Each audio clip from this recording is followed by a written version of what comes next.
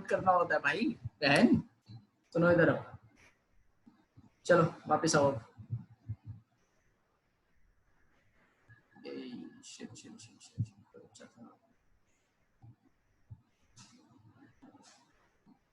इधर देखो, यहाँ समझ में आ गया मैंने क्या बोला? अब समझ में जरा ध्यान से इस चीज को। ठीक है, अब मैं दोबारा स्ट्रक्चर बना रहा हूँ, ध्यान से समझना, इंपॉर्टेंट है ये बहुत ज्यादा। ठीक है, सुनो, ये ट्रैकिया, ठीक है, 2 पार्ट से डिवाइड हो रहा है। ठीक है, ठीक है, यहाँ से ये इस बार जो मैं समझा रहा हूँ ना वो इम्पोर्टेंट है, इस चीज को ध्यान रखना इस बार। ठीक है, क्या हो जा रहा है, क्या हो रहा है, क्या हो रहा है, क्या हो रहा है? ठीक है, अब देखो लंग्स में थोड़े छोटे बना रहा हूँ क्योंकि मेरे को इस बार बॉडी को स्ट्रक्चर दिखाना है।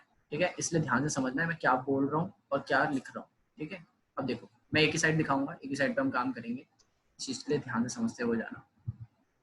ठीक है, अब देखना, सबसे पहले दोबारा बता रहा हूँ, सबसे पहले यहाँ पे क्या था, यहाँ पे रिंग ऑफ कार्टिलेज थे। ठीक है, रिंग ऑफ कार्टिलेज की मदद से क्या होता है, वो कोलैप्स नहीं हो रहा था पहली चीज। अबे वो सिंगर कौन है ये? ठीक है, सुनना, श्रेया तेरा मोबाइल को ज्यादा वाइब्रेट नहीं कर रहा? इधर देखो, समझ में आया मैंने क्या बोला? अब एक चीज समझना, सुनो, हमारे जो बाहर से गैस आती है, बाहर से जो एयर आती है वो क्या करती है, सबसे पहले एयर ट्रैकिया से एंटर करती है और फिर अंदर आने के बाद एल्वियोलाई पे गैस एक्सचेंज होता है। अब इस चीज को दिमाग में बिठा लो, मैं किस तरीके से समझा रहा हूँ वो बहुत जरूरी है समझना। ठीक है, सुनना जरा ध्यान से, जो गैस आ रही है, मान लो मैं उसको फॉर एग्जाम्पल ब्लू से दिखा रहा हूँ। ठीक है, वो गैस अंदर यहाँ से एंटर करती है, यहाँ से एंटर करने के बाद दोनों लंग्स के लिए डिवाइड हो जाती है, और दोनों लंग्स के पास क्या है, डिवीजन है, जैसे कि यहाँ पे मैं डिवीजन दिखा देता हूँ, यहाँ पे डिवाइड होते हुए जाता है, और डिवाइड होते होते क्या होता है, बहुत सारी डिवीजन आती है, लेकिन हम एक ही डिवीजन की बात कर रहे हैं, मतलब मैं एक ही डिवीजन के थ्रू ये चीज दिखा रहा हूँ, इसलिए इस चीज को ध्यान समझना। मान लो मैं ये चीज दिखा रहा हूँ, ये रहा एल्वियोली, ठीक है, ये रहा। अब समझना जरा इस चीज को ध्यान से, होता क्या है कि हमारी पूरी बॉडी है, मान लो ये पूरी बॉडी का स्ट्रक्चर है, देखो ये लंग्स अंदर होते हैं, मान लो ये पूरी बॉडी का स्ट्रक्चर है। ठीक है, ये पूरी बॉडी यहाँ से लेकर यहाँ तक है। इसका मतलब ये कि मुझे जो ऑक्सीजन पहुंचाना है वो पूरी बॉडी में पहुंचाना है, और वहां से मेरे को कार्बन डाइऑक्साइड लेकर आना है। दिमाग में बैठा लो, मान लो फॉर एग्जांपल मेरी बॉडी में देखो करोड़ों सेल्स है, मान लो जो टारगेट है मेरा वो एक ये सेल है, हमने इसको टारगेट बना रखा है कि इसमें CO2 जो बन रहा है उसको बाहर निकालना है। ठीक है, और इसको CO2 देना है। सुनना जरा ध्यान से, सुनो, हुआ ये कि इन दोनों के बीच में क्या होता है, बहुत ज्यादा ब्लड सप्लाई होता है। ठीक है, ब्लड सप्लाई होगा, उससे क्या फायदा होगा, उससे फायदा ये होगा कि दोनों के बीच में गैसेस एक्सचेंज चलेगा, क्योंकि ब्लड ही होता है जो गैसेस एक्सचेंज को कराता है, ब्लड ही होता है जो लेकर जाता है। ठीक है, अब क्वेश्चन ये आता है कि देखो यार, अब क्वेश्चन ये आया, इसने बोला लंग्स ने कि भाई मैंने गैस एक्सचेंज तो करा लिया। मैंने बोला गैस एक्सचेंज करा लिया मतलब, कह रहा भाई अभी अभी मैंने बाहर से जो गैस मंगाई है ना, उसके अंदर देखो, मैं हम इस इधर वाली साइड की बात नहीं कर रहा, हम इधर वाली मैं इस सब कुछ इधर वाली साइड पर दिखा रहा हूँ। ठीक है, तो कह रहा है अभी अभी जो सब कुछ आया है ना बाहर से, वो सारी गैसेज देखिए रही। ठीक है, और वो सारी गैसेज यहाँ पे पड़ी हुई है, और वो गैस का मतलब क्या, गैस का मिक्सचर है, गैस का भंडार है। इसका मतलब उसके अंदर नाइट्रोजन भी है, ऑक्सीजन भी है, आर्गन भी है, कार्बन डाइऑक्साइड भी, सारी गैसेज है। ठीक है, लेकिन हमें जरूरत किसकी, हमें जरूरत है सिर्फ O2 की। तो लंग्स ने बोला कि देखिए यार, मैंने बाहर से तो गैस मंगा ली, लेकिन अब मेरे बस की नहीं है ये गैस पूरी बॉडी में पहुंचाना। मैंने बोला मतलब, समझ में आ रहा है ना मैं क्या बोल रहा हूँ? ध्यान से समझते रहना। ठीक है, जहाँ पे समझ नहीं आएगा वहीं पे टोक देना। ठीक है, वहीं पे बोल देना कि भैया ये वाला स्टेप नहीं समझ आया, दोबारा बताओ। ठीक है, सुनना, तो बाहर से जो गैसेज आई हैं, बाहर से सारी गैस आने के बाद एल्वियोलाई पे रख दी जाती है। एल्वियोलाई के पास रखने के बाद लंग्स बोलता है कि देख भाई, मैंने बाहर से सारी गैस मंगा ली है। ठीक है, नोज से, ट्रैकिया से, और फिर एल्वियोलाई से, ब्रोंकाई से होते हुए मैंने एल्वियोलाई के पास जमा करा दी सारी गैस। अब यहाँ से तेरी बॉडी इतनी बड़ी है, तेरे को अपनी पूरी बॉडी में कैसे पहुंचाना है वो तेरी जिम्मेदारी है। मैंने बोला यार ये क्या बात हुई? मैंने बोला तूने बाहर से अगर गैस मंगाई है तो ये सारी गैसेज भी तो हर सेल के पास तू पहुंचाएगा। ठीक है, देखो ये हर सेल ये है, ठीक है, यहाँ पर ये सेल है एक। ठीक है, इस चीज को ध्यान रखना, कंफ्यूज मत होना ये क्या बना रहा है। ठीक है, तो इसके अंदर CO2 पड़ी हुई है, तो मैंने बोला भाई तू वहां तक ऑक्सीजन पहुंचाएगा, मतलब यहाँ से लेके यहाँ तक तू ऑक्सीजन पहुंचाएगा, और उस सेल से CO2 लेकर भी आएगा ताकि तू उसी रास्ते से बाहर भी निकाल सके। तो उसने बोला भाई ये मेरी जिम्मेदारी नहीं है, मेरे को लाने के लिए बोला गया था, मैंने लाके रख दिया, अब पहुंचाना वो तुम्हारी जिम्मेदारी है कि तुम सेल तक, करोड़ों सेल तुम्हारी बॉडी में, तुम कैसे पहुंचाओगे। तभी के तभी एक वो क्या नाम है, घूमते हुए आया, कौन? तभी घूमते हुए आया ब्लड। ब्लड ने बोला कि यार टेंशन किस बात की है, मैं हूं ना। तो ब्लड ने बोला कि मैं पूरी बॉडी में फ्लो करता हूँ। ठीक है, तुम्हें याद भी होगा ये कनेक्टिव टिश्यू है। ठीक है, कुछ भी न्यूट्रिएंट पहुंचाना पड़ता होता है तो ब्लड लेकर जाता है। तो हमने बोला भाई हाँ यार ये बात तो सही है, ब्लड क्या करेगा, ब्लड यहाँ से गैस को उठाएगा, ठीक है, यहाँ से गैस को लेगा और वहां पर छोड़कर आ जाएगा, और वापस आते समय वहां से CO2 लेकर आ जाएगा। उसने बोला यार ये रहा तरीका तो बहुत बढ़िया है। तो ब्लड ने बोला कि लेकिन भाई दिक्कत तो एक है। उसने बोला अब क्या दिक्कत है भाई? उसने बोला कि मेरे पास, मैं तो पहुंचाने के लिए हूँ ना, पकड़ने के लिए भी तो कोई होना चाहिए। मैंने बोला क्या मतलब, क्या बोलना चाहता है? कहता है भाई अगर आपको GTB नगर से संत नगर तक कुछ सामान लेकर आना है तो मैं तो बाइक चला सकता हूँ ना, सामान पीछे पकड़ने के लिए तो कोई चाहिए। मैंने बोला यार ये बात भी सही है। तो मैंने बोला अब कौन काम करेगा? तभी की तभी पता है ब्लड के अंदर से कौन ब्लड के पीछे बैठा होता है? एक बंदा जिसका नाम था RBC। RBC का मतलब रेड ब्लड सेल्स। RBC ने बोला कि मेरा एक दोस्त है। मैंने बोला तू भी काम नहीं करेगा? तेरा भी दोस्त है? कहता है बहुत पहचान है भाई अपनी। तो RBC का एक दोस्त निकल कर आया जिसका नाम था हीमोग्लोबिन। जिसका नाम क्या है? हीमोग्लोबिन। चलो थोड़ा सी बात करते हैं हम हीमोग्लोबिन की। ठीक है, हमें क्या है, बात ही तो करनी है, ये तो टाइम पास अपना। ठीक है, सुनना, हमारे पास है हीमोग्लोबिन। हीमोग्लोबिन से पूछा गया कि भाई तू क्या करता है? उसने बोला भाई मेरा सबसे बड़ा पहला और सबसे इंपॉर्टेंट काम है कि मैं पिगमेंट हूँ, और मेरी वजह से ही RBC रेड होते हैं, और उसकी वजह से ब्लड रेड होता है। अच्छा, ब्लड को रेड कलर तू देता है? तो उसने बोला हाँ, ये तो तुमने शायद पहले भी बचपन में भी पढ़ा होगा। ठीक है, तो मैं तुम्हें पहले भी बता चुका हूँ और अभी भी बता रहा हूँ, चाहे तुमने 9th तक कुछ पढ़ा है चाहे नहीं पढ़ा, एक बात दिमाग में बिठा लो कि अगर 10th क्लास में उस चीज का टॉपिक आएगा, उस चीज का कॉन्सेप्ट आएगा तो वो मैं बताऊंगा। अगर नहीं बता रहा हूँ तो वो बहुत बेसिक है, और अगर तुम्हें नहीं आती वो बेसिक चीज भी तो तुम पूछोगे। ठीक है, मैं पहले बोल रहा हूँ कि अब तुम्हारी शक्ल कोई नहीं देख रहा, तुम लोग आराम से डाउट पूछ सकते हो, यहाँ तक कि चैट में डाल सकते हो यार, और यहाँ तक कि प्राइवेट चैट का भी ऑप्शन होता है कि तुम्हें ये भी नहीं दिखाना कि कौन डाउट पूछा है, तुम सीधा मुझसे पूछ सकते हो। चैट व्हाट्सएप पे पूछ सकते हो, लेकिन डाउट जरूर पूछने। ठीक है, सुनना। तो हीमोग्लोबिन से बोला गया कि हीमोग्लोबिन तू क्या करता है? तो उसने बोला भाई मैं पिगमेंट हूँ, रेड कलर का पिगमेंट। जैसे प्लांट को ग्रीन कलर कौन देता है? एक पिगमेंट जिसका नाम है क्लोरोफिल। कहता है वैसे एनिमल्स के लिए पिगमेंट है जो रेड कलर प्रोवाइड करता हूँ। मैंने बोला यार तू तो बहुत बढ़िया बंदा है। मैंने कहा तू क्या करेगा? उसने बोला देखो भाई मैं हीमोग्लोबिन हूँ, देखो हीमोग्लोबिन को HB लिखते हैं शॉर्ट में। कहता मैं, मेरे अंदर ये खासियत है कि मैं एक बारी में 4 ऑक्सीजन के मॉलिक्यूल को पकड़ सकता हूँ। मैंने बोला यार फिर तो काम बन जाएगा। काम कैसे बन जाएगा? देखो यहाँ पे ब्लड आएगा, ब्लड के पास RBC होगा, RBC के पास हीमोग्लोबिन होगा, हीमोग्लोबिन ऑक्सीजन को पकड़ेगा और ब्लड उसको पहुंचा देगा वहां पर, और वहां पर क्या करेगा, वो हर सेल को एक ऑक्सीजन बांट देगा और वापस आते हुए CO2 लेकर आ जाएगा। ठीक है, तो बाइक चलाने वाला बंदा हो गया वो क्या नाम है, ब्लड। ठीक है, और पहुंचाने लाने वाला बंदा कौन हो गया? जो पीछे सामान पकड़ने वाला बंदा कौन हो गया? हीमोग्लोबिन। मेरा काम बन गया। तो यही काम चला और इसी काम के थ्रू काम एक्सचेंज चला। अब कैसे हुआ ये समझना जरा ध्यान से। देखो यार, यहाँ पर क्या है, यहाँ पे सारी गैसेज है। ठीक है, यहाँ पर क्या है, सारी गैसेज आई बाहर से, क्योंकि सारी गैसेज आती है ना, बाहर से फिल्टर, हमारी नोज थोड़ी फिल्टर करती है कि नहीं भाई ऑक्सीजन अंदर जाएगा, नहीं भाई ये अंदर जाएगा, ऐसा थोड़ी होता है। तो उसने बोला ठीक है, तो सारी गैसेज को अंदर भेज दिया।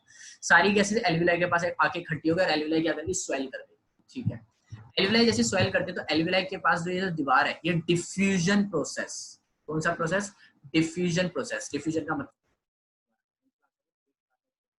तो डिफ्यूजन का प्रोसेस का मतलब क्या होता है? डिफ्यूजन का मतलब होता है किसी लेयर को बिना डिस्टर्ब करे, किसी लेयर को बिना डिस्टर्ब करे आर पार करना, किसी लेयर को बिना डिस्टर्ब करे आर पार करना किसी गैस मॉलिक्यूल का, तो उसको बोलते हैं डिफ्यूजन। इसका मतलब सिंपल सी भाषा में ये कि किसी लेयर को कोई गैस मॉलिक्यूल आर पार कर दे बिना लेयर को डिस्टर्ब करे, तो उस प्रोसेस को कहते हैं डिफ्यूजन। तो अंदर बहुत सारी गैसेज हैं, उन बहुत सारी गैसेज में से सिर्फ CO2, सिर्फ ऑक्सीजन, ठीक है, उसके अलाउ होता है एल्विलाई की दीवार को पार करना। समझ में आया मैंने क्या बोला? बाकी गैसेज क्यों नहीं कर पाती? क्योंकि एल्विलाई की मेम्ब्रेन इस तरीके से डिजाइंड है कि बाकी गैसेज उसको डिफ्यूज नहीं कर सकती, उसको काट के नहीं जा सकती, सिर्फ ऑक्सीजन जा सकती है। जैसी अंदर से उन गैसेज में से सिर्फ O2 जैसी बाहर आता है, तो O2 को कौन पकड़ लेता है? ब्लड पकड़ लेता है। ठीक है, ब्लड किसको दे देता है? RBC को दे देता है, और RBC को पकड़ा देता है हीमोग्लोबिन को, ये ले भाई तू पकड़ के अपने पास बैठ जा। ठीक है, हीमोग्लोबिन बैठता है पकड़ के, और ब्लड क्या करता है, उसको हर सेल के पास पहुंचा देता है। हमारे करोड़ों सेल है, हर सेल के पास पहुंचा देता है।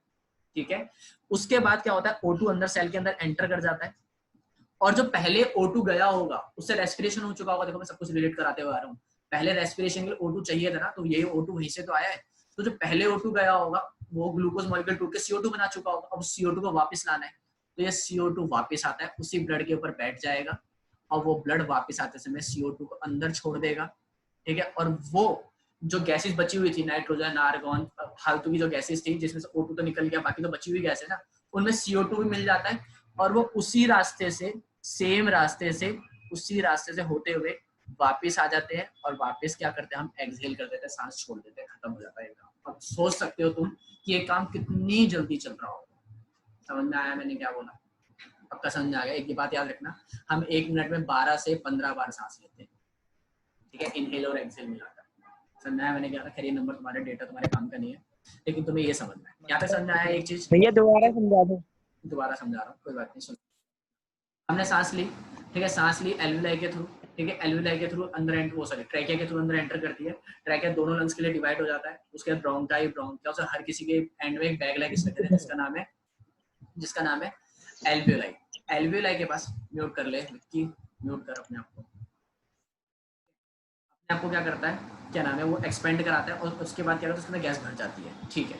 बाहर बैठा हुआ है ब्लड, ब्लड क्या बोलता है कि भाई ला ऑक्सीजन दे मुझे, ठीक है। तो वो क्या करता है, जो एल्वियोलाई है सिर्फ ऑक्सीजन को बाहर निकालता है, बाकी सारी गैसेस को अपने पास ही रखता है। सिर्फ ऑक्सीजन को बाहर निकाल के किसको दे देता है, ब्लड को दे देता है। और जो ब्लड वापस आ रहा होता है उस ब्लड में से CO2 ले लेता है।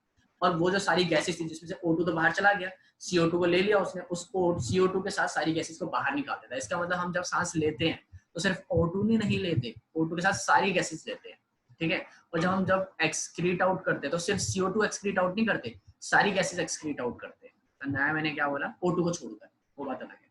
समझ में आ गया मैंने क्या बोला? अब एक इंपॉर्टेंट चीज क्या है, एक इंपॉर्टेंट चीज है हमारी NCERT में। अब मैं तुम्हें NCERT दिखा रहा हूँ, जरा NCERT पे जरा नजर मारना कि मैं क्या दिखाना चाह रहा हूँ उसके अंदर। एक सेकंड, ठीक है, एक सेकंड।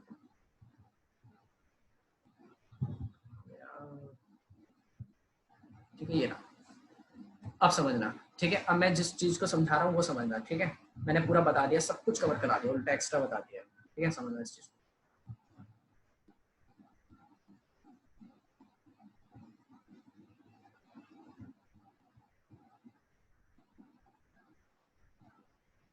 ठीक है, देखना इधर, इधर देखो। देखो यहाँ पे हमने बात करी थी रेट ऑफ ब्रीथिंग की, ठीक है। एक्वेटिक एनिमल्स का ज्यादा तेज होता है, क्यों होता है ये रीजन बताया था। टेरेस्ट्रियल एनिमल्स के बारे में बताया था, और ह्यूमंस के बारे में यहाँ से स्टार्ट हो रहा है, ठीक है। सबसे पहले गैस एंटर करते हैं नोस्ट्रिल्स से, नोस्ट्रिल्स होती है किसके थ्रू, फाइन हेयर्स के थ्रू और पैसेज के थ्रू, जिसके पास क्या म्यूकस है, म्यूकस से फाइन हेयर के थ्रू पास होते हुए साफ होती जाती है और अंदर एंटर करते हैं थ्रोट में, जिसको हमने क्या बोला था, क्या नाम है, इसको मैं ट्रैकिया बोल रहा था, ठीक है। थ्रोट में एंटर करती है, मतलब ट्रैकिया में एंटर करती है। उसके बाद वो कभी कोलैप्स नहीं करता, क्योंकि उसके पास क्या रिंग ऑफ कार्टिलेज है, मैं तुम्हें पहले भी बता चुका हूँ। समझ आगे मैंने क्या बोला, समझना जरा ध्यान से। उसके बाद क्या एंटर करते हैं, रिंग ऑफ कार्टिलेज होते हुए आगे बढ़ती है, एक सेकंड, ठीक है। रिंग ऑफ कार्टिलेज है उसके पास, वो कभी कोलैप्स नहीं करने देता। उसके बाद गैस एंटर करने के बाद क्या करती है, ट्रैकिया के पास जाती है, ठीक है, एक सेकंड, ठीक है। चलो मैं वो दिखा देता हूँ, ठीक है। अब इस चीज को समझना, पहले जो मैं लिखा हुआ दिखा रहा हूँ पहले उस पर ध्यान दो, डायग्राम बाद में देखेंगे, ठीक है। एंटर करती है, उसके बाद स्मॉलर स्मॉलर ट्यूब्स में डिवाइड होती जाती है और फाइनली वो एक बैग लाइक, एक बैलून लाइक स्ट्रक्चर में डिवाइड होती है, जिसका नाम है एल्वियोलाई। एल्वियोलाई क्या है, बैलून लाइक स्ट्रक्चर है, जो तुम्हें ये दिखाई दे रहा होगा, ठीक है। यहाँ से आई गैस, और हर एक बैलून लाइक बैग में भर गई और वो स्वेल करता है। जैसे ही वो स्वेल करता है उसके बाद हमारी चेस्ट बाहर आती है और डायफ्राम अंदर जाता है, और जब हम सांस छोड़ते हैं तो चेस्ट अंदर जाती है, डायफ्राम बाहर आता है। वो सारा का सारा यहाँ पे समझा रखा है। यहाँ पे समझ आ गया मैंने क्या बोला? अब जो गैस एक्सचेंज चलता है वो कैसे चलता है, CO2 O2 के ट्रांसपोर्टेशन कैसे चलता है, हीमोग्लोबिन के बारे में। हीमोग्लोबिन के बारे में मैंने बहुत सारी चीजें एक्स्ट्रा बता रखी है, ठीक है। वो सब तुम्हारी एनसीईआरटी में नहीं लिखी, लेकिन वो समझना जरूरी है, ये भी याद रखना। दूसरी चीज अब मैंने क्या बोला, अब मैं जो जिस चीज के लिए मैं तुम्हें इस पेज पे लेकर आया हूँ वो है ये वाला पैराग्राफ, ठीक है। वो है ये वाला पैराग्राफ। जिसके पास एनसीईआरटी नहीं है तो प्लीज वो स्क्रीन से पढ़ो, और जिसके पास एनसीईआरटी है वो अपनी बुक से पढ़ो। तुम्हें सिर्फ ये पैराग्राफ रीड करना है। समझ आया मैंने क्या बोला? तुम्हारी उसके अंदर स्क्रीन पर जूम इन जूम आउट का ऑप्शन होगा, तुम जूम इन जूम आउट कर सकते हो, ठीक है। तो इसको फटाफट से रीड करो और तुम्हें एक अनयूजुअल लाइन लगेगी जो मेरे को यहाँ पे समझानी है, फटाफट से रीड करो।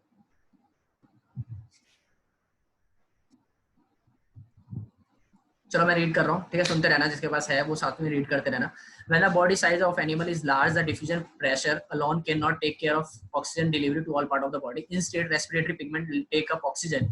Respiratory pigment का नाम hemoglobin, ठीक है। तो hemoglobin take up oxygen from the air in the lungs and carry it to the tissues which are deficient in oxygen before releasing it. In human beings, the respiratory pigment is hemoglobin, which has very high affinity for oxygen. The pigment is present in the red blood corpuscles. Carbon dioxide is more soluble in water than oxygen is, and hence is mostly transported in the dissolved form in our body. अगर किसी को समझ में नहीं आया अगर किसी को समझ में आ गया तो अच्छी बात है, अगर किसी को समझ में नहीं आया तो तुम्हें सिर्फ जो मैंने ध्यान से पढ़ने के लिए बोला है वो लास्ट की 2 लाइनें, ये लास्ट की 2 लाइनों की वजह से ही ये पूरा पैराग्राफ समझाना पड़ता है। अब ये समझना जरा ध्यान से क्या है इसके अंदर, ठीक है। वापस स्क्रीन पर आते हैं व्हाइट बोर्ड पे,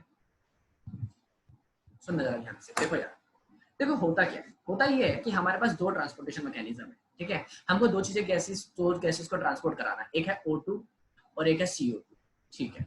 जब O2 की बात आई, एल्वियोलाई ने बोला कि भाई मेरे पास O2 पड़ा हुआ है, इसको हर टिश्यू के पास पहुंचाना है, तो कौन पहुंचाएगा? तो ब्लड ने बोला मेरे पास हीमोग्लोबिन है, वो पहुंचा देगा। हीमोग्लोबिन ने बोला हाँ मेरी एफिनिटी है, एफिनिटी का मतलब होता है एनर्जी, वहां पे वर्ड लिखा हुआ है एफिनिटी, एफिनिटी का मतलब है एनर्जी, ठीक है। तो उसने बोला मेरे पास एनर्जी है कि मैं ऑक्सीजन को पकड़ कर ले जा सकता हूँ। तो क्वेश्चन की बात ये आई कि भाई हमेशा ऑक्सीजन की बात चलती है क्या, मतलब ऑक्सीजन को ट्रांसपोर्ट किया जा सकता है क्या, ठीक है। तो वापस आते समय किसको लेकर आना है? CO2 को लेकर आना है। अब O2 और CO2 में यही अंतर है, और यही उस पैराग्राफ में पढ़ने के लिए मेनली मैंने तुम्हें बोला, जिसने ध्यान दिया होगा अच्छी बात है, नहीं दिया तो सुनना। उसमें बोला हुआ है कि जब जाते समय जब O2 को ले जाना होता है तो उस टाइम ब्लड की बहुत ज्यादा जरूरत पड़ती है। तुम्हें शायद ये भी पता होगा कि ब्लड के अंदर 70% वाटर होता है, समझ आया मैंने क्या बोला? बाकी जो बचा 30% है उसके अंदर WBC आते हैं, RBC आते हैं, प्लेटलेट्स आते हैं, और बाकी जो हार्मोन्स वगैरह होते हैं, ये सारी चीजें होती है, वो सारी उस 30% में आती है। जाते समय ऑक्सीजन ब्लड के अंदर मिक्स नहीं हो सकता, मतलब पानी के अंदर ऑक्सीजन इतनी जल्दी मिक्स नहीं होता, ठीक है। तो जाते समय क्या होता है, ब्लड की जरूरत पड़ती है, ऑक्सीजन को, हीमोग्लोबिन की जरूरत पड़ती है ऑक्सीजन को, ताकि वो उसको पकड़ कर ले जा सके।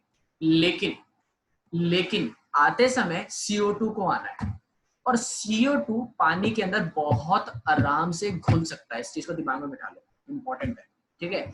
आते समय ब्लड को जरूरत पड़ती, आते समय CO2 को आना होता है, और CO2 आराम से बहुत आसानी से घुल सकता है पानी के अंदर, और ब्लड तो पानी से बना हुआ है, तो सारा का सारा CO2 क्या होता है, पानी में घुल जाता है। इसका मतलब ये है कि जाते समय उसको जरूरत तो पड़ती है आवाज में अगर कोई दिक्कत हो तो बता देना, ठीक है। जाते समय क्या नाम है, ऑक्सीजन को जरूरत पड़ती है ब्लड के हीमोग्लोबिन की, लेकिन आते समय CO2 को कोई जरूरत नहीं है हीमोग्लोबिन की, वो डायरेक्टली ब्लड में घुल सकता है और आ सकता है। समझ में आया मैंने क्या बोला? क्यों? क्योंकि जाते समय जब O2 जाता है तो पानी में नहीं घुल सकता, और ब्लड के पास पानी ज्यादा है तो पानी में नहीं घुल पाता, इसलिए उसको हीमोग्लोबिन की जरूरत पड़ती है। लेकिन आते समय CO2 आसानी से पानी में घुल सकता है, और जब CO2 पानी में घुल सकता है तो ब्लड में पानी ही तो है, तो इसीलिए पानी में घुल के आ जाता है, इसीलिए उसको आते समय हीमोग्लोबिन की जरूरत नहीं पड़ती है। इसका मतलब ये कहना चाहता है वो कि अगर तुम्हें कहीं जाना है, ठीक है, तो जाते समय तुम्हें ट्रांसपोर्टेशन की जरूरत पड़ रही है, लेकिन आते समय तुम क्या बोलते हो कि चलो धूप कम हो गई, हम पैदल ही निकल जाएंगे। समझाया मैंने क्या बोला? सेम तरीका यहाँ पर भी है कि जाते समय ऑक्सीजन को बहुत ज्यादा जरूरत पड़ती है किसी ट्रांसपोर्टेशन मैकेनिज्म की, और ट्रांसपोर्टेशन मैकेनिज्म गाड़ी कौन है? हीमोग्लोबिन। लेकिन आते समय CO2 क्या बोलता है कि नहीं भाई मैं अपने आप ही निकल जाऊंगा ब्लड के साथ। समझ में आया ये? और यहाँ पर ये टॉपिक खत्म, फिनिश। यहाँ तक किसी को कुछ पूछना है तो पूछो, ये बहुत इंपॉर्टेंट था। भाई नहीं पूछना।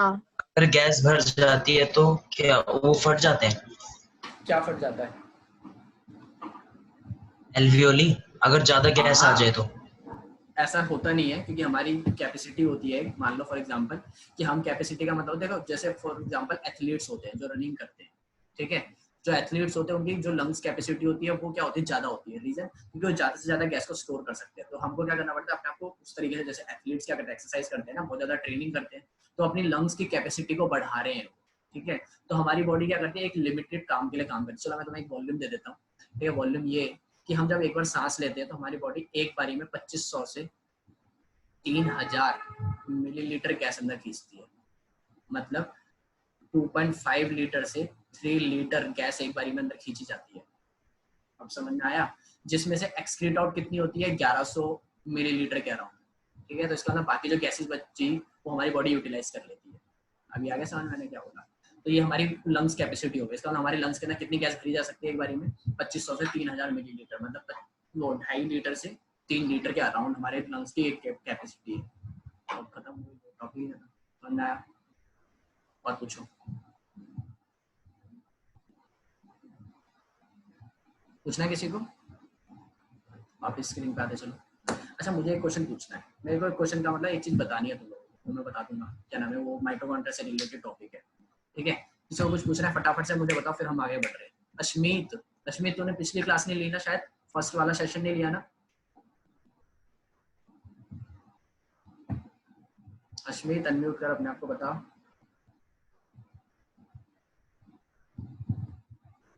सुनाई नहीं दे रहा लगता।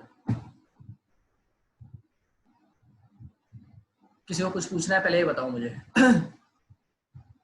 पूछना है जल्दी बोलो, फिर मेरे को अपना बताना है आगे टॉपिक। आवाज आ रही है मेरी? हाँ आ रही है बस। ठीक है आ रही है भैया। ठीक है ठीक है ठीक है। सुनो फिर अभी ध्यान से सुनना, मैं एक चीज बता रहा हूँ। अच्छा एक चीज वो क्या थी, मैं वो बता देता हूँ तुम लोगों को कि हमने अच्छा एक चीज पढ़ी थी, ठीक है। तुमने 9th क्लास में एक टॉपिक पढ़ा हुआ है, क्या था वो टॉपिक, बताना जरा एक सेकंड। 9th क्लास में तुमने एक चीज पढ़ी थी जिसको तुम क्या बोलते थे, तुम एक चीज बोलते थे, क्या नाम है, कि जो माइटोकॉन्ड्रिया होता है उसको powerhouse of the cell बोला जाता है। जिसने लास्ट क्लास ली है उसके लिए है ये, ठीक है। तो उसको powerhouse of the cell क्यों बोला जाता है, तो अब तुम्हें रीजन समझ में आ रहा होगा। याद है कि जो ग्लूकोज था, ग्लूकोज वो पायरुविक एसिड एटीपी में ग्लूकोज पायरुविक एसिड में टूटता है, और ये सारा काम कहाँ पर चल रहा होता है, ये सारा काम कहाँ पे चल रहा होता है? भैया पहले तो साइटोप्लाज्म में, फिर जाता है माइटोकॉन्ड्रिया में। हाँ, ये सारा काम चल रहा होता है साइटोप्लाज्म में, और उसके बाद माइटोकॉन्ड्रिया में चलता है इसके आगे का काम। और जब माइटोकॉन्ड्रिया में होता है तब एटीपी बनती है। तो एटीपी कहाँ पर बन रही है? माइटोकॉन्ड्रिया में। इसीलिए बोला जाता है powerhouse of the cell is mitochondria. समझ आ गया? लास्ट क्लास में स्किप हो गया था, मैं जल्दी बता रहा था, ठीक है। तो इसीलिए एटीपी बनती है माइटोकॉन्ड्रिया में, इसीलिए माइटोकॉन्ड्रिया को बोला जाता है powerhouse of the cell. ये इंपॉर्टेंट पॉइंट था, ठीक है। मतलब ये याद रखना कि अभी तक तुमने पढ़ी थी चीजें, अब हम उनका लॉजिक समझ रहे हैं कि वो चीजें काम कैसे करती हैं, क्यों होती हैं, कैसे होती हैं, ठीक है। तो 10th class is all about applications, कि हम एप्लीकेशन कैसे कहाँ पे चीज को अप्लाई कर सकते हैं। एक सबसे इंपॉर्टेंट बात यह है कि अगली क्लास गलती से भी मिस नहीं करनी है। क्यों? क्योंकि सिंपल सा रीजन है उसका, अगली क्लास में मुझे बताना है हार्ट का फंक्शनिंग। याद रखना, जिसने हार्ट की फंक्शनिंग मिस कर दी मैं उसकी हड्डियां तोड़ दूंगा, चाहे वो नया स्टूडेंट है चाहे वो पुराना स्टूडेंट है, क्योंकि हार्ट का मैकेनिज्म दोबारा नहीं समझाया जा सकता, क्योंकि वो बहुत ज्यादा कॉम्प्लिकेटेड है। समझ आ रहा है मैं क्या कह रहा हूँ? और बहुत ज्यादा कॉम्प्लिकेटेड होने की वजह से, मतलब कॉम्प्लिकेटेड का मतलब जब तुम पहली बारी में समझ लोगे ना, देखो मैं तुम्हें पहले बता रहा हूँ अपने बारे में, तो और हर टीचर ऐसे ही करता है। जब वो टीचर पहली बार पढ़ा रहा होता है ना उस टॉपिक को, तो वो पूरे 100% देता है। मतलब कि जब टीचर पहली बार मेहनत कर रहा है तो उसमें से अगर तुमने सारी चीजें मतलब ग्रेस्प कर ली तो बहुत इंपॉर्टेंट होता है। अगर तुम ये सोचते हो ना कि नहीं हम बाद में कर लेंगे, बाद में भैया से दोबारा पूछ लेंगे, तो याद रखना वो कभी भी संपर्क नहीं करता, चाहे वो कोई भी टीचर है, चाहे तुम किसी को भी देख लेना। जब वो टीचर पहली बार किसी टॉपिक को पढ़ाता है पूरा 100% देता है कि बच्चे को अभी समझ में आ जाए, ठीक है। सेम मेरे साथ तो यही है, ठीक है। तो इसलिए मतलब जब रेगुलर क्लास चल रही है उसको मिस मत करा करो, और अगर मिस हो रही है तो प्लीज रिकॉर्डेड पढ़ लिया करो, रिकॉर्डेड लेक्चर देख लिया करो, क्योंकि उससे वरना बहुत ज्यादा दिक्कत होने वाली है। हार्ट का मैकेनिज्म बहुत ज्यादा इंपॉर्टेंट है। हार्ट अगर मिस हुआ तो वो पूरा चैप्टर लेके डूब जाएगा, क्योंकि इसमें बहुत सारे क्वेश्चंस बनते हैं, ठीक है। और बहुत आसान है, मतलब अगर तुमने पहली क्लास लाइव क्लास ले ली तो बहुत आसान हो जाएगा, वो बहुत ज्यादा आसान, ठीक है तुम्हारी। और सबसे बड़ी दिक्कत उसकी ये है कि जो तुम्हारी एनसीईआरटी में नहीं है वो भी मुझे बताना पड़ता है। मतलब उसमें से कई सारे क्वेश्चन ऐसे आते हैं जो एनसीईआरटी में नहीं होते, लेकिन वो आजकल बहुत ज्यादा टीचर के फेवरेट बने हुए, टीचर्स क्या करते हैं उसको डाल ही देते हैं। तो गलती से भी वो मिस मत करना, समझ मैं क्या कह रहा हूँ, ठीक है। बाकी क्या नाम है, तुम्हारे मैथ्स का तो स्टार्ट हो ही गया, संजय भैया और विकास भैया दोनों का चल रहा है, ठीक है। और बाकी किसी को कुछ पूछना है तो पूछ लो, वरना संजय ने मेरे को एक चीज बोली थी कि तुम्हारे लिए क्वेश्चंस डालते रहूं मैं, मतलब क्वेश्चंस पूछते रहूं तुम लोगों से ग्रुप में, तो हम करेंगे। अच्छा तुम लोगों का चैप्टर उसका टेस्ट देना है तुम लोगों को, इलेक्ट्रिसिटी वाले का, ठीक है। चैप्टर 1 का तो टेस्ट हो गया ना, अब इलेक्ट्रिसिटी वाले चैप्टर का टेस्ट देना है, तो उसके लिए प्रिपेयर कर लो। शायद ऑलमोस्ट मैं सैटरडे को ले लूँगा, सैटरडे तक, ठीक है, क्योंकि मेरे को बनाने में भी टाइम लगेगा, ठीक है। तो सैटरडे तक ट्राई कर लो, उसको कंप्लीट कर लो। बाकी फटाफट से इस चैप्टर का कुछ पूछना है तो अभी है मेरे पास, अभी तो टाइम वैसे बहुत सारा है, लेकिन मेरे को 12th स्टार्ट करनी है अपनी, तो फटाफट से अगर कुछ पूछना है तो पूछो, वरना मैं कंप्लीट कर रहा हूँ उसको, जल्दी पूछो। भैया आपने बोला था कि संजय भैया वो करेंगे, लाइव क्लास करेंगे। यार संजय भैया नेटवर्क के इशू आ रहा है यार, मतलब नेटवर्क की दिक्कत हो रही है, वरना वो क्या नाम है कंप्लीट हो जाता। अच्छा मेरे को ना एक चीज और है, क्या नाम है, जिन्होंने नया नया ज्वाइन करा है ना, ठीक है, मतलब जिन्होंने पहले लिंक भरा था, वो वाला लिंक फिल किया था, ठीक है, तो वो लिंक उनको नहीं भरना, मैं दोबारा लिंक भेजूंगा ग्रुप में, ठीक है। जिन्होंने नहीं भरा हुआ वो लिंक, वो उनको फिल करना है, ठीक है। तो जो भी नए आए हो तुम याद रखना यार एक चीज, कि वो लिंक पे तुम क्लिक करोगे ना तो वो मतलब एक फॉर्म निकलेगा, तो वो तुम्हें फिल करना है, उसके अंदर तुम्हारी डिटेल्स हैं, जैसे स्कूल क्लास वगैरह वगैरह, ठीक है। तो वो सारी डिटेल्स हैं, 2 मिनट लगेंगे तुम उस फॉर्म को फिल करने में, तो प्लीज वो फिल करना है। उससे क्या होगा कि हमारे पास डेटा रहेगा कि मतलब कौन कौन बच्चा पढ़ रहा है सीरियसली और कौन कौन सही से ध्यान दे रहा है, ठीक है। तो प्लीज वो मिस मत करना, वो मैं आज फॉर्म भेज दूंगा, संजय भैया वाले ग्रुप में भी भेज दूंगा और मेरे ग्रुप में तो आ ही जाएगा वो, ठीक है। तो उसको फिल करना है, वो मिस मत करना, वो नए स्टूडेंट्स के लिए, पुरानों ने तो भरा ही हुआ है, ठीक है। और क्या नाम है, जैसे कि कहाँ गया सुशांत, कहाँ है सुशांत, है ना, हाँ सुशांत, सुशांत मैं तेरे को दोबारा लिंक भेजूंगा, तो वो प्राची भी फिल कर सकती है उसको, ठीक है, क्योंकि वो एक लिंक एक ही बार भरा जा सकता था, तो मैं उसको मतलब वो कर दूंगा डबल वाला कि वो दोबारा भरा जा सकता है, ठीक है। तो प्राची को भी बोल दो, प्राची भर देगी अपनी क्लास के अकॉर्डिंग, ठीक है। चलो फिर अगर कुछ पूछना है तो अभी मैं 2 मिनट और हूँ, फटाफट से पूछ लो, ठीक है। मैं एनसीईआरटी ओपन कर देता हूँ, तुम एनसीईआरटी से देख सकते हो कि अगर कुछ पूछना है तो ऊपर नीचे करने हो तो पेस्ट बता देना। अगर इसका डायग्राम समझना है मैं डायग्राम भी बता देता हूँ, एक बार डायग्राम समझ लो, ठीक है। देखो यहाँ से नसल पैसेज है, नसल पैसेज में नोज का पैसेज, मैं दूसरा मार्कर यूज कर लेता हूँ, ठीक है। नसल पैसेज नोज का पैसेज यहाँ से एयर एंटर करती है, या ये पूरा ट्रैक किया है, और ये रिंग ऑफ कार्टिलेज। डायग्राम किस चीज को बैलेंस करता है? क्या क्या समझ नहीं आया मुझे। व्हाट्सएप मैसेज करा है उसमें देखो। ठीक है,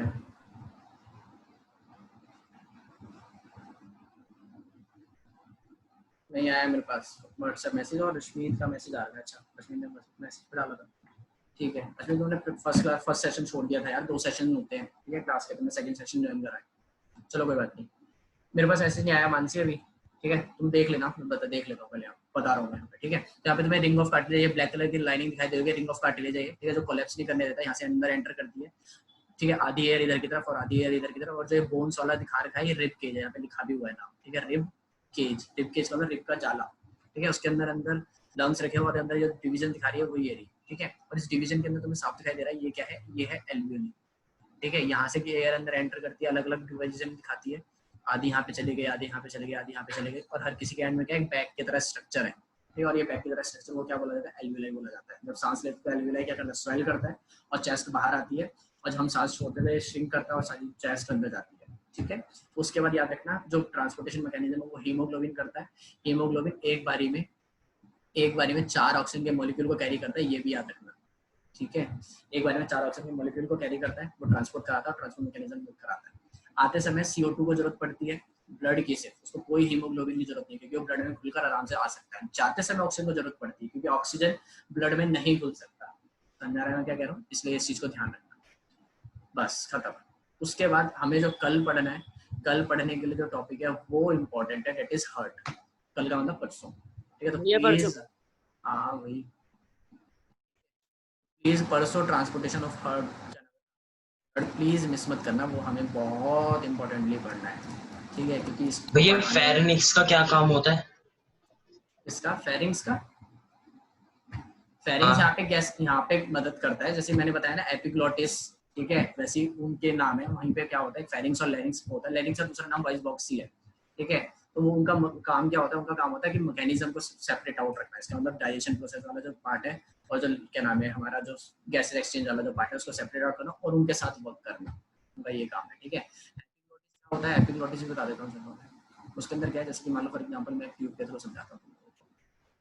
जैसे मान लो फॉर एग्जांपल ये ट्यूब है, ठीक है। तो यहाँ पे क्या होता है, एक फ्लैप टाइप स्ट्रक्चर होता है, ये फ्लैप है, ठीक है। फ्लैप का मतलब इस तरीके से है, ठीक है। तो हम सांस ले रहे हैं तो ये वाला ओपन हो जाएगा और इधर वाला ढक जाएगा, खाने वाला मतलब बोल रहे हैं तो वॉइस बॉक्स वाला ढक जाएगा, ठीक है। तो लैरिंग्स ढक जाएगा, और जब हम बोल रहे हैं तो वो ढका हुआ है, ठीक है, खाने वाला, और जब हम खाना खा रहे होते हैं तो वॉइस बॉक्स वाला ढक जाता है, ठीक है। लेकिन अगर तुम दोनों काम एक साथ करो तो वो दोनों तरफ से ओपन रहता है, और वो दिक्कत करता है कि वो कहाँ पर मूव करे, क्योंकि उसको एयर कैविटी के थ्रू काम बनाना होता है, क्योंकि वो एयर के प्रेशर पे काम करता है।